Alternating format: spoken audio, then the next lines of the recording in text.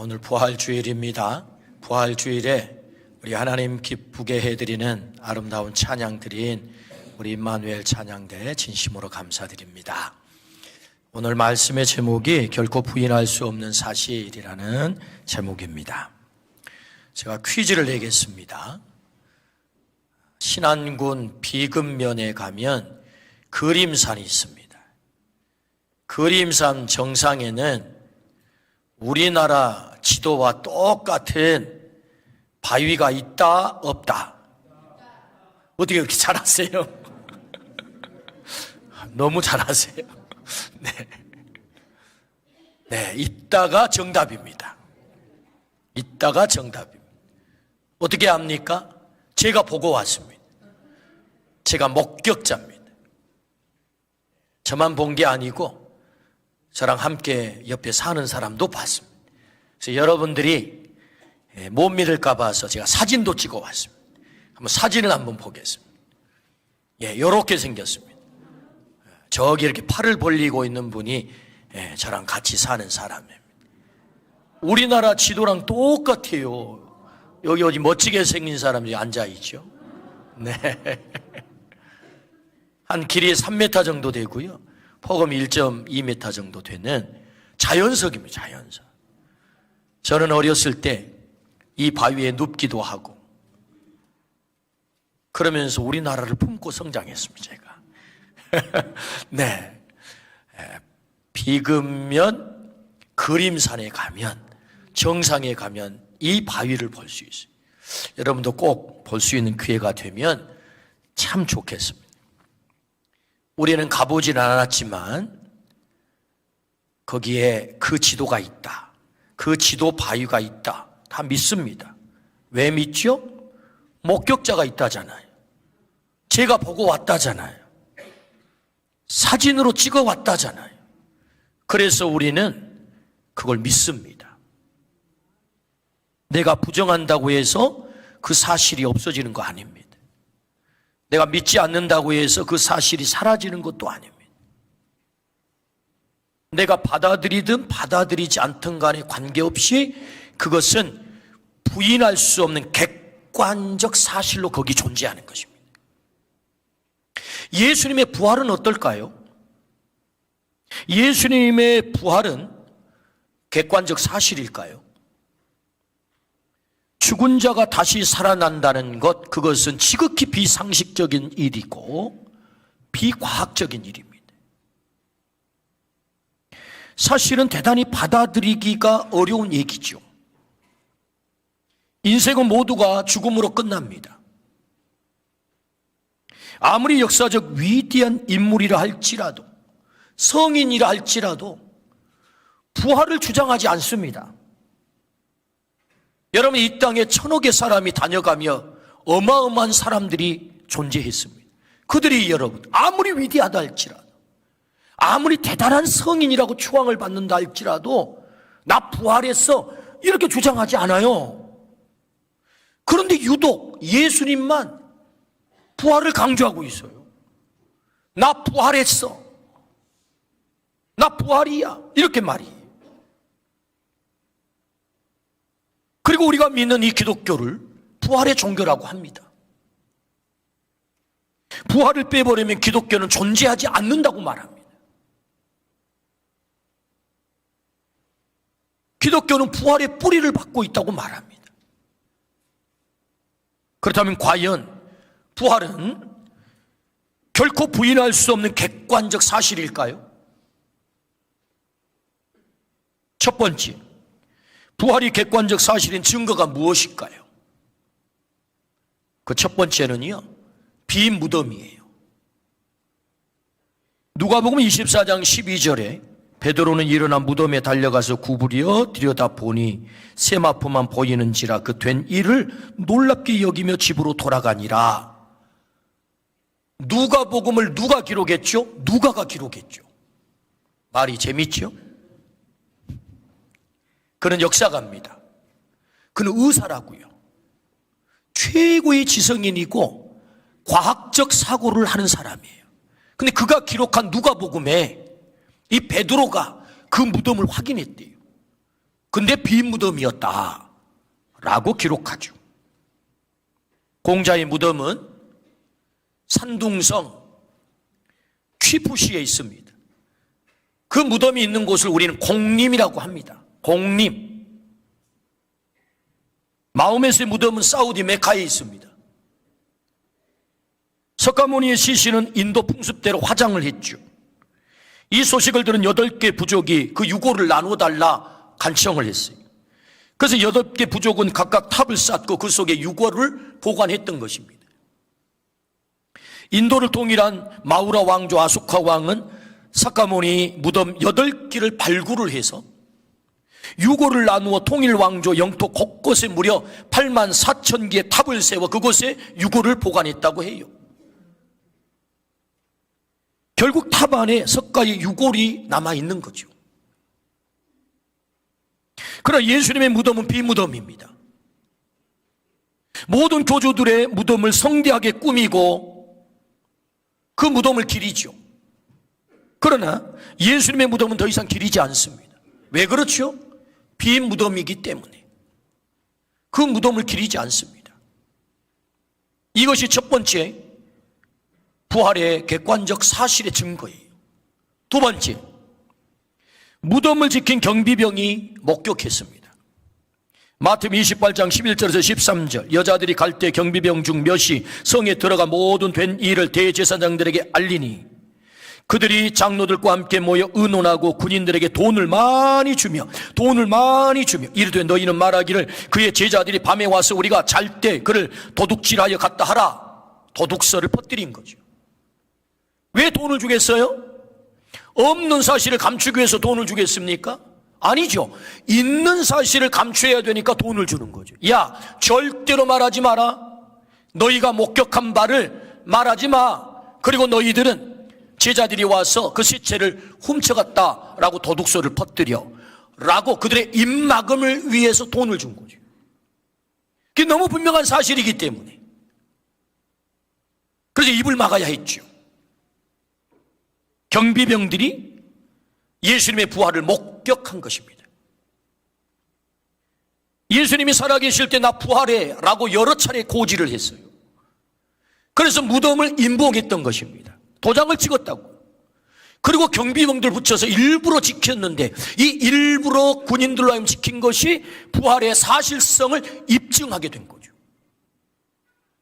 세 번째, 그 부활의 객관적 사실이 무엇이요? 의심 많은 도마의 확인과 고백입니다. 정말 의심 많은 제자가 12제자 가운데 한 명 있었는데 그가 누구예요? 도마예요. 도마가 없는 예수님의 제자들이 모여있을 때 부활하신 예수님이 나타나셨어요. 제자들이 흥분했습니다. 와, 예수님 진짜 부활하셨네. 그리고 예수님은 떠나시고 그 자리에 도마가 나타났습니다. 그래서 제자들이 흥분하면서 말합니다. 우리가 부활하신 예수님을 만났다. 그러니 이 도마가 뭐라 그러겠어요? 쓸데없는 소리, 정신 빠진 소리. 아니, 사랑하는 예수님 십자가에 못 박혀 무덤에 묻히니 이것들이 헛것이 보이나? 쓸데없는 소리 하지 말라는 것입니다. 내 손으로 그 손의 못자국을, 내 손가락으로 그분의 옆구리의 창자국을 직접 경험해보고 찔러보고 그리고 내가 믿겠다. 주님이 나타나셨습니다. 도마야, 네 손을 내밀어 내 손의 못자국을, 네 손가락으로 내 옆구리의 창자국을 그리고 찔러보라는 것입니다. 그때 도마의 고백이 무엇입니까? 나의 주, 나의 하나님이시니이다. 할렐루야. 경험주의자였던 도마, 의심주의자였던 도마, 얼마나 다행입니까? 우리같이 의심 많은 자를 대신해서 하나님이 도마라는 제자를 거기 두었다고요. 그로 하여금 먼저 경험시켜 주시고 보게 하시고 만져보게 하시고 그리고 고백하게 만든 것입니다. 나의 주, 나의 하나님. 이것이 네 번째 증거예요. 세 번째 증거, 네 번째 증거. 제자들의 변화입니다. 베드로는 부인하고 저주까지 하며 떠났습니다. 그런 베드로가 완전히 돌변했어요. 뭐라고 합니까? 사도행전 2장 32절에 이 예수를 하나님이 살리신지라 우리가 다 이 일의 증인이다. 예수님 살아나신 이 사건에 대한 증인이야.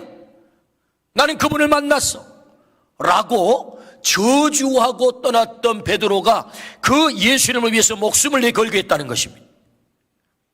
사도행전 2장 36절에 그런 적이 이스라엘 온 집은 확실히 알지니 너희가 십자가에 못 박은 이 예수를 하나님이 주와 그리스도가 되게 하셨느니라. 아멘.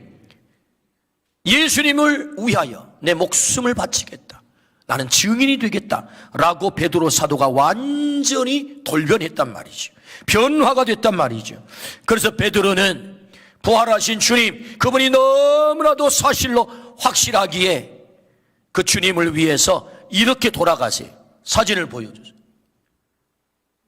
내가 그 주님을 증거하다가 죽어도 괜찮겠습니다. 나를 거꾸로 매달아 주시오. 마사치오라고 하는 작가가 이런 사진을 남겼습니다. 거짓을 위해서 목숨을 걸까요? 그것이 너무나도 분명한 사실이기에 목숨으로 증거를 하는 거죠. 증명을 하는 거죠.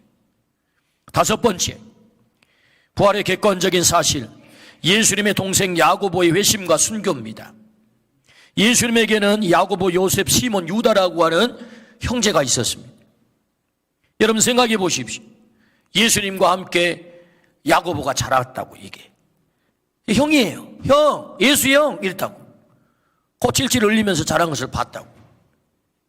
우리 엄마 마리아의 아들인 것을 안다고요. 근데 형아가 메시아야? 이게 안 믿어져요. 인간적으로 함께 성장을 했기 때문에. 그래서 믿지 않았던 것입니다. 그런데 여러분, 믿지 않았던 이 야고보가 사도행전 15장 13절에 보면 이렇게 말씀을 하세요. 말을 마침에 야고보가 대답하여 이르되 형제들아 내 말을 들으라. 이게 무슨 말씀이냐면 그 유명한 예루살렘 공의회를 여는 자리에서 야고보 사도가 일어나가지고 최종적으로 교회의 그 모든 문제들을 정리하는 거예요. 한 방에 정리를 하는 거예요. 그 얘기는 초대 예루살렘 교회의 최고의 권위자가 됐다 그 말입니다. 초대 예루살렘 교회 선교를 하다 보니 많은 문제가 발생을 했어요. 그래서 선교의 걸림돌이 됐던 것입니다. 그래서 복음을 전하는데 그 걸림돌들을 되도록이면 다 제거를 하자라고 예루살렘 공의회가 모였어요. 그리고 이제 그 문제를 정리해 가는데 여러 의견들이 나온 중에 마지막에 야고보 사도가 딱 일어서 가지고 여러분 제 말을 들으세요. 이것이 주님의 뜻입니다. 교회에는 이런 권위가 필요하거든요. 이것이 하나님의 뜻입니다. 그러자 모든 사람들이 이렇게 저렇게 얘기를 하다가 다 입을 닫고 예 말씀하소서. 목매어 죽인 거 먹지 말고 음행한 거 음행하게 하지 말고 피 먹지 말게 하고 이것들만 금하고 나머지는 풀이 자유하게 합시다 라고 초대교회를 딱 정리를 해버려. 누가? 야고보 사도가 예루살렘 교회의 최고의 권위자가 됐다 그 말입니다. 어떻게 해요? 부활하신 예수님을 만나고 그 부활하신 주님을 믿고 그리고 초대교회의 가장 위대한 사도가 됐다. 할렐루야. 그리고 그 예수님을 위해서 그가 순교를 하는 것입니다. 그것이 사실이기 때문에. 여섯 번째, 사울에서 바울로. 부활이 객관적인 사실인 것은 사울은 누구보다도 앞장서서 예수님을 핍박하던 사람, 스데반을 돌로 때려 죽이는데 주동자가 되었던 사람입니다. 그것도 양에 차지 않아서 대제사장의 허가서를 받아가지고 저 다마스커스, 지금의 시리아지요? 다메섹으로 예수 믿는 사람을 잡아 죽이기 위해 가다가 여러분 고린도서 15장 8절입니다. 맨 나중에 만삭되지 못하여 난 자 같은 내게도 보이셨느니라. 예수님이 나타났다 그 말입니다. 부활하신 주님이 사울 앞에 나타난 거예요. 그래서 여러분 그의 인생이 어떻게 바뀌었습니까? 20장 사도행전 20장 24절 말씀 같이 한번 읽어봅니다. 내가 달려갈 길과 주 예수께 받은 사명 곧 하나님의 은혜의 복음을 증언하는 일을 마치려 하면은 나의 생명조차 조금도 귀한 것으로 여기지 아니하노라. 아멘. 여러분, 조금 전까지만 해도 이 사울은 예수 믿는 사람을 잡아 죽이는, 예수님을 핍박하는 핍박자였다고요. 그런데 그 예수를 위해서 내 생명을 조금 더 귀한 것으로 여기지 않겠다라고 주님에게 목숨을 내 걸어버린단 말이에요. 도대체 이런 변화가 어떻게 찾아오는 것입니까? 어떻게 사울에서 바울로 바뀌는 것입니까? 그것은 부활하신 주님을 만났기 때문인 줄로 믿습니다. 만삭되지 못하여 나은 자 같은 내게 그 주님이 나타나셨다. 부활하셨다. 부활하신 주님을 내가 만났다. 그러니 그의 인생이 바뀐 줄로 믿습니다. 바울 존재 자체가 뭐예요? 부활의 사실을 입증하는 것입니다. 그래서 토인비는, 바울의 발걸음은 세계 역사를 변화시킨 발걸음이었다. 그가 한 걸음 뚜벅뚜벅 걸을 때마다 세계는 뚜벅뚜벅 변해왔다라고 역사가 토인비를 말하는 것입니다. 7번째 증거, 안식일이 주일로 바뀌었어요. 유대인들은 안식일에 목숨을 걸었습니다. 그래서 안식일을 지키기 위해서 여러분, 그들은 613가지의 세칙을 정해놓고 그것에 목숨을 내 걸었던 거예요. 안식일을 지키지 않으면 그들은 유대 공동체로부터 파문을 당한다고. 정말 안식일은 그들의 목숨보다 소중한 것입니다. 여러분, 예수님의 제자들이 누굽니까? 다 유대인들입니다, 여러분. 그런데 유대인 제자들이 안식일을 지키다 안식일을 포기했어요. 우리는 안식일을 지키지 않고 주일을 지키겠노라. 어떻게 이런 일이 가능하냐고요. 여러분, 안식일을 버리는 순간 그들은 유대 공동체로부터 버림당한다고요. 파문당한다고요. 그런데 여러분, 이 위험한 일을 그들이 선택했어요. 왜 그랬을까요? 그것은, 안식일은, 율법 아래 있을 때 안식일은 우리에게 참 평안을, 참 안식을, 참 생명을 줄 수 없었습니다. 그런데 예수 그리스도의 부활을 통해서 그 율법으로부터 우리를 자유하게 하시고 우리에게 진정한 안식을 주시고 우리에게 생명을 허락해 주셨습니다. 그러므로 그 안식일이 아닌 우리는 주일을 지킴으로, 주님 부활하신 날 주님을 경배함으로 우리는 그 부활의 생명에 참여하겠습니다. 할렐루야. 그래서 안식일에서 주일로 바뀐 거예요. 여러분, 이걸 이단들은 오늘도 공격하지요. 안상홍 증인의 하나님의 교회, 여호와 증인, 안식교 이런 데는 우리를 향해서 이렇게 말합니다.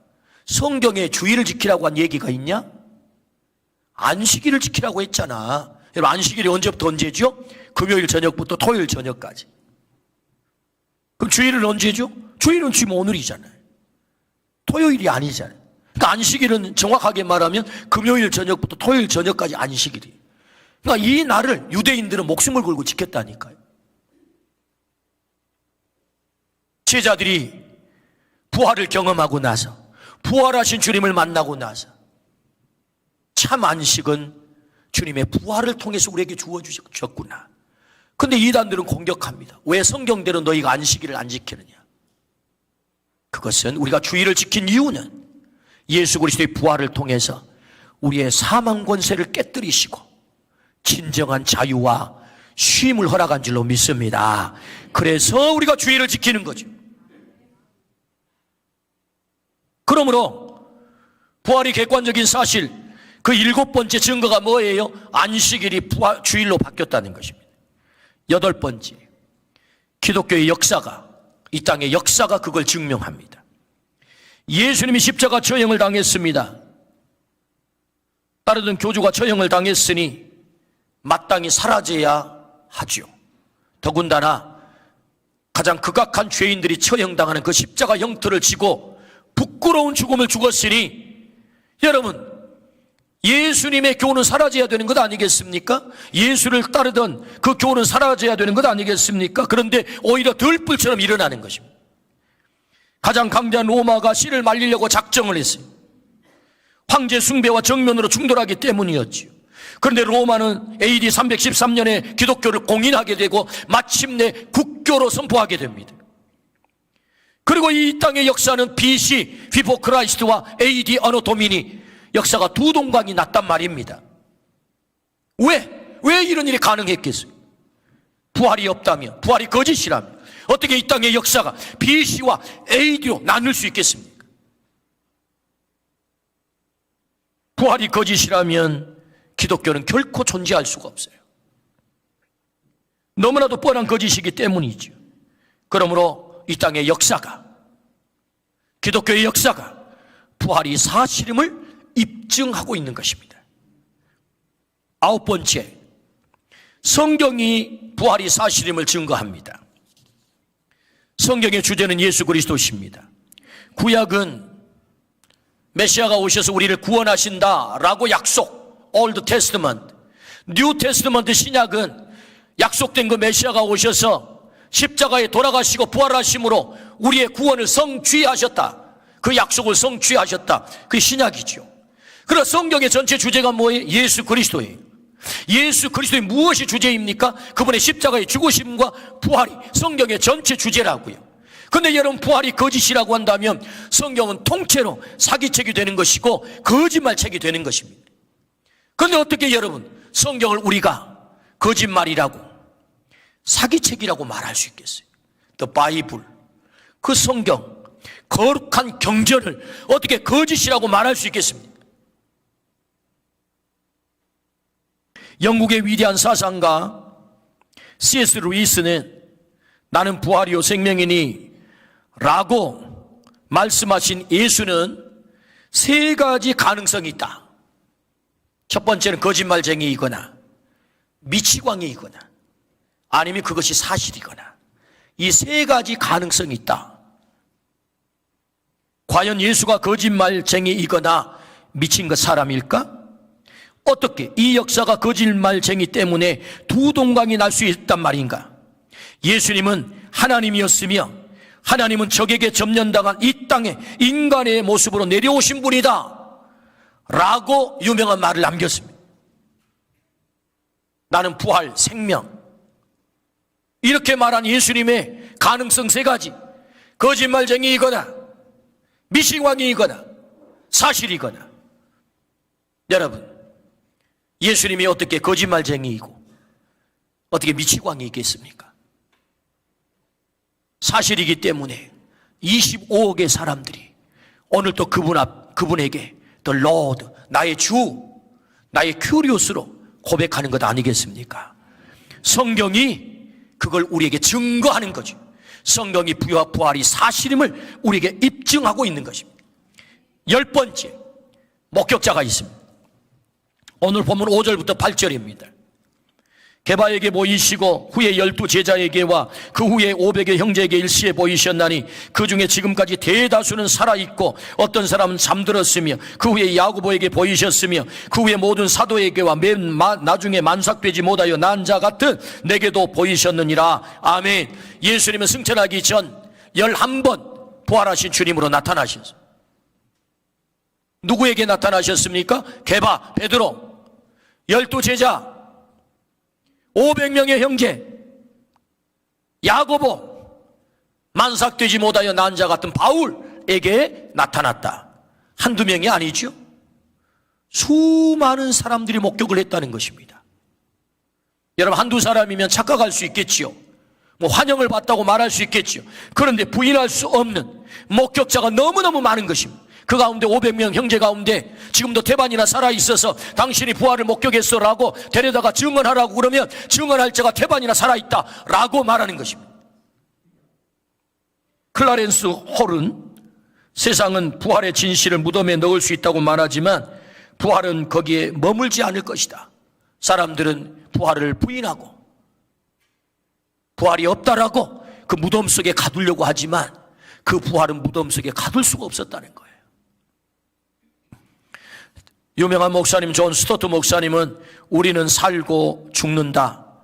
그리스도는 죽으시고 사셨다. 그러므로 여러분, 목격자가 너무 많아요. 그러므로 결코 부인할 수 없는 객관적 사실, 부활은 사실임을 믿습니다. 아멘. 부인할 수 없는 사실이다. 그렇다면 여러분, 왜 부활이 이토록 중요할까요? 왜 이토록 부활이 중요할까? 그 첫 번째는요, 예수님의 부활이 나의 부활이기 때문이에요. 예수님의 부활이 나의 부활이기 때문이다. 오늘 본문 20절에서 23절입니다. 우리 같이 한 목소리 읽습니다. 그러나 이제 그리스도께서 죽은 자 가운데서 다시 살아나사 잠자는 자들의 첫 열매가 되셨도다. 사망이 한 사람으로 말미암았으니 죽은 자의 부활도 한 사람으로 말미암는도다. 아담 안에서 모든 사람이 죽은 것 같이 그리스도 안에서 모든 사람이 삶을 얻으리라. 그러나 각각 자기 차례대로 되리니 먼저는 첫 열매인 그리스도요, 다음에는 그가 강림하실 때에 그리스도에게 속한 자요. 아멘. 예수님은 부활의 첫 열매가 된 줄로 믿습니다.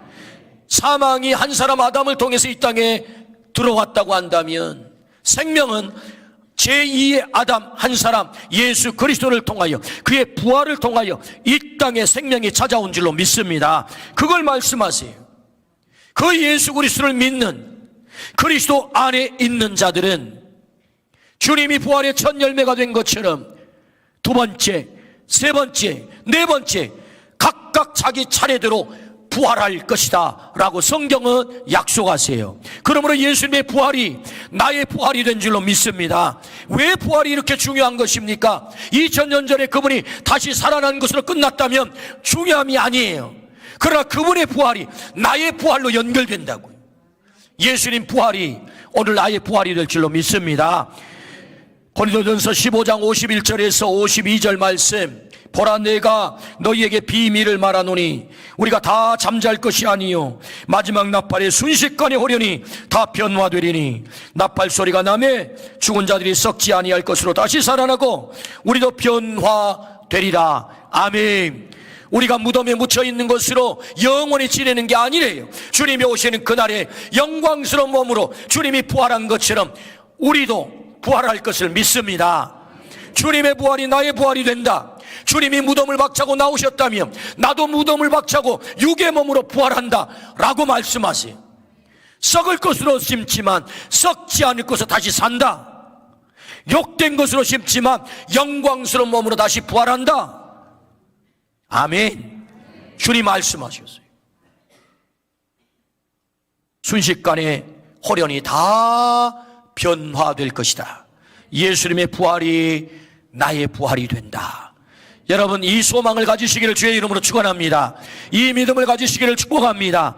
아멘. 두 번째, 부활이 왜 중요한 것입니까? 우리의 삶이 달라져요. 내가 부활을 믿게 될 때, 부활 신앙을 갖게 될 때 내 삶이 달라진다. 요한복음 11장 25절에서 26절입니다. 예수께서 이르시되 나는 부활이요 생명이니 나를 믿는 자는 죽어도 살겠고 무릇 살아서 나를 믿는 자는 영원히 죽지 아니하리니 이것을 네가 믿느냐. 아멘. 여러분, 이 말씀 후에 예수님께서 무슨 일을 하시죠? 나사로를 살려내세요. 나사로가 무덤에 묻혀 있을 때 마르다와 마리아, 그 누이 동생들은 그들의 삶이 절망이었어요. 오빠가 죽음으로 그들은 오빠를 엄마 아빠처럼 의지하고 살았던 마르다 마리아. 그런데 오빠가 무덤에 묻히자 그들의 삶은 절망이었어요. 우리 주님께서 나는 부활이요 생명이니 이 말씀으로 끝내지 않고 그 무덤 앞에서 나사로야 나오너라, 그 시체를 향하여 명령할 때 주님의 말씀이 시체 속에 침투할 때 죽은 나사로가 벌떡 일어남으로 마르다와 마리아의 절망이 기쁨으로 바뀐 줄로 믿습니다. 소망으로 바뀐 줄로 믿습니다. 무덤이 바뀌어 생명이 됐다. 마르다와 마리아의 삶이 달라졌다. 그들의 삶의 변화가 찾아왔다. 절망이 소망으로 바뀌었다. 그러므로 여러분, 부활이 왜 중요한 거예요? 우리의 삶이 달라지는 거죠.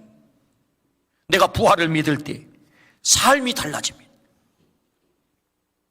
미국 캘리포니아에 있는 스탠포드 대학은 미국 서부 지역의 최고의 명문 대학입니다. 1891년 리랜드 스탠포드가 설립한 대학이죠. 이 대학을 설립한 동기가 이렇답니다. 스탠포드는 캘리포니아 주의 상원 의원이었습니다. 대륙 횡단 열차에 투자를 해서 큰 부자가 됐다고요. 근데 갑자기 16살 외아들이 장티푸스에 걸려서 손도 쓰지 못하고 그만 죽고 말았어요.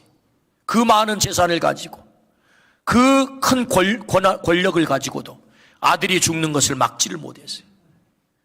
너무너무 슬펐어요. 삶의 의욕이 다 사라졌어요. 그는 방황하기 시작합니다. 인생 살아야 되나? 삶의 의미가 다 사라져버렸어요. 어느 날 아들이 꿈에 나타났어요. 그리고 그 아들이 말합니다. 아버지, 저는 부활하신 예수님 곁에 있습니다. 저와 같은 청년들을 도와주세요, 아버지. 너무 생생한 꿈인 거예요. 그래서 아들의 이 생생한 꿈을 꾸고 아들의 이 목소리를 듣고, 부활하신 주님 곁에 내가 잘 지내고 있어요. 저와 같은 청년들을 살려주시고 도와주세요. 이 말에 그의 인생이 확 바뀌었어요. 스탠포드는 예수님도 살아계시고 내 아들도 살아있다는 믿음이 생겼습니다. 그래서 아들의 소원대로 청년들을 돕기로 결심을 했어요. 그 당시에 거액인 2천만 달러, 우리나라 돈으로 200억이 되는데 130년 전에 200억이라고요. 200억을 기부를 해가지고 대학을 세웠습니다. 그 대학이 스탠포드 대학이. 어려운 학생들을 돕는 데 전력을 다했습니다. 그는 죽을 때 유언을 남겼습니다. 나의 재산을 동전 하나 남기지 말고 청년들의 교육을 위해서 사용하라 하고 돌아가신 거예요. 그의 삶이 달라졌다는 거죠. 그의 삶이 변했다는 것입니다. 어떻게 그게 가능했지요? 부활하신 주님을 그가 믿고 나니 그의 삶이 달라진 줄로 믿습니다. 왜 부활이 중요한 것입니까? 내 삶의 목적이 달라진다고, 내 삶이 변한다고요. 오늘 또 부활을 믿는 우리들에게 우리의 이런 놀라운 삶의 변화가 일어날 줄로 믿습니다. 언제나 즐거움과 기쁨 가운데 웃고 사는 꽃집 할머니가 계셨어요. 단골 손님이 늘 궁금했어요. 할머니 뭐가 그렇게 좋아요? 할머니에게는 근심 걱정도 없나 봐요? 늘 웃고 사시네요. 천만의 말씀, 왜 제가 근심 걱정 없겠어요? 저도 짜증난 일이 있고요, 걱정스러운 일도 많고요, 근심되는 일도 많아요. 근데 할머니 왜 그렇게 즐겁게 살아요? 어떻게 이렇게 웃고 살 수 있어요? 그것은 제게 3일의 비밀을 지키는 내 삶의 신조가 있답니다. 3일 비밀을 지키는 신조가 있답니다. 3일 비밀이요? 그게 뭔데요? 그것은 3일 비밀이란 문제가 생길 때마다 하나님께 그 문제를 해결하시도록 맡겨버리고 조용히 3일을 기다리는 것입니다. 성경대로 예수님이 무덤에서 3일 만에 부활한 것처럼 그 문제가 해결되는 데는 3일이면 족하지요. 때론 숫자대로 3일이 아닐 수도 있지만 주님의 부활 원리는 늘 동일하답니다. 그래서 나에게는 어떤 암흑 같은 고난이 와도, 걱정거리가 와도 3일 후면 언제나 광명이 찾아온다는 것을 알기에 사는 것이 늘 저는 즐겁지요 라고 대답을 했습니다. 우리의 삶 속에 왜 근심 걱정이 없겠습니까? 그러나 우리가 부활을 믿는 순간 근심을 대하는 태도가 달라져요. 걱정을 대하는 태도가 달라집니다. 우리에게 무덤과 같은 문제가 있지만 무덤과 같은 문제를 대하는 우리의 태도가 달라지는 것입니다. 3일 후 주님이 부활하신 것처럼 주님이 내 이 문제를 반드시 해결하시리라. 할렐루야. 그 믿음을 가지고 나가다 보니 주님께서 그 문제를 해결하시는 것을 경험했다는 거죠. 그러므로 여러분, 부활이 왜 중요합니까? 내가 부활을 믿을 때 내 삶의 태도가 달라진다. 내 삶이 변하게 된다. 오늘 이 변화가 우리에게 있기를 주의 이름으로 축원합니다. 유명한 설교학 교수님인 필립 브룩스 목사님이 계세요. 그런 이런 말을 하셨습니다. 모든 남녀는 스스로를 불멸의 존재로 여기라. 예수의 부활 안에서 그의 계시를 붙잡으라. 그리스도께서 부활하셨다, 그만 말하지 말고 내가 일어나겠다라고 말하라. 이 무슨 말씀입니까? 당신이 부활의 주님을 믿는다면, 부활의 주님이 당신의 주님이라고 한다면, 예수님이 부활해서 이것만 말하지 말고 제가 일어서겠습니다, 그 부활하신 주님을 믿으니 주님이 부활한 것처럼 제가 일어서겠습니다, 그렇게 외치라는 것입니다. 오늘 부활을 믿는다면 우리의 아픔의 문제, 절망의 문제에서 포기할 수밖에 없는 이 상황 속에서 제가 일어서겠습니다, 이 부활의 믿음으로 이 고백을 하기를 주의 이름으로 축원합니다. 제가 일어서겠습니다. 주님이 부활한 것처럼. 괴테 파우스트가 있습니다.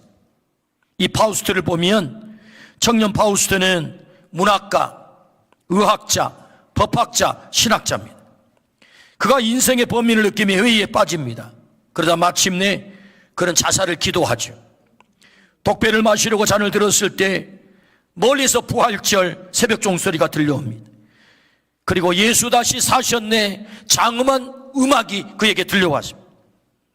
그때 파우스트는 그가 살아나셨다면 나도 부활할 수 있다 라고 그가 들었던 독배를 집어 던졌습니다. 그리고 그의 인생이 새롭게 시작이 됐어요. 성경 말씀대로 부활하신 주님 때문에 그에게는 새로운 소망이 생긴 줄로 믿습니다. 이것이 부활의 힘이죠. 주님이 3일 만에 무덤에서 일어났다면 나도 3일 만에 다시 일어날 수 있다. 그 부활의 힘, 이 부활의 힘이 나의 힘이 되기를 축복합니다. 설교가요 저술가인 팀 켈러는 부활을 입다라고 하는 그의 책에서 예수님의 부활은 신기한 마술이 아니라 침략이다 라고 하는 의미 있는 말씀을 하셨어요. 침략이라는 말이 무슨 말씀일까요? 예수님의 부활은 내 삶 속에 침투해 들어오셨다는 거지요. 무덤과 같은 내 삶 속에 주님이 부활로 침투해 오셨어요. 절망스러운 내 삶 속에 주님이 부활로 침투해 들어오셨어요. 왜요? 그 절망을 깨뜨리려고, 그 무덤을 깨뜨리려고, 그 아픔을 깨뜨리려고, 그 고난을 깨뜨리려고 주님이 부활로 침략해 들어오셨다. 주님이 내 속에 들어오셔서 내 아픔을 깨뜨릴 줄로 믿습니다. 아멘. 결코 부인할 수 없는 사실이 있습니다. 예수님의 부활입니다. 부활의 증거들은 차고 넘칩니다. 가장 강력한 증거가 무엇입니까? 목격자가 있다. 그 목격자들은 하나같이 부활하신 주님을 위하여 목숨을 내걸었습니다. 그것이 사실이기 때문에, 너무나도 분명하기 때문에 누가 거짓을 위해서, 있지도 않는 사실을 위해 목숨을 걸겠습니까? 그러나 그것이 너무 분명하기에 부활하신 주님을 위해 목숨으로 증거를 했습니다.